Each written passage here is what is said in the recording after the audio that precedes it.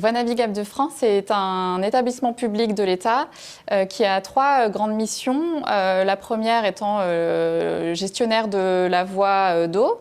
Deuxième mission est l'aménagement des territoires, notamment via le développement du tourisme fluvial et du transport.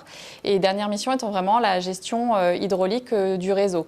Sur le tourisme fluvial, Voies navigables de France travaille depuis 20 ans sur le développement du tourisme fluvial, notamment en investissant sur les infrastructures d'accueil pour les bateaux de tourisme sur toutes les filières. Alors, nous avons la particularité sur le bassin Rhône-Saône d'avoir l'ensemble des filières représentées, puisque nous avons un territoire vaste et très diversifié tant en termes de territoire et de paysage.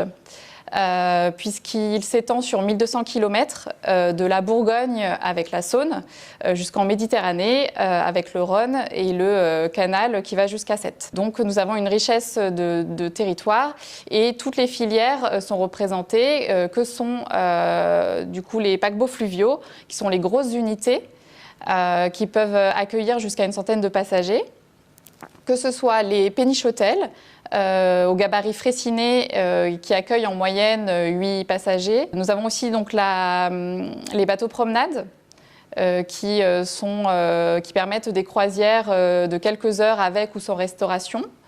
La location de bateaux de quelques heures à jusqu'à une semaine pour les bateaux habitables. Et puis la plaisance privée. Sans oublier bien sûr toutes les activités nautiques que l'on retrouve, que ce soit le canoë, l'aviron, le paddle, ce genre d'activités. Il faut savoir que 95% des voies navigables sont longées par des véloroutes. Sur ces 5 dernières années, VNF a investi 2,2 millions d'euros sur les appontements sur la seule filière des paquebots fluviaux.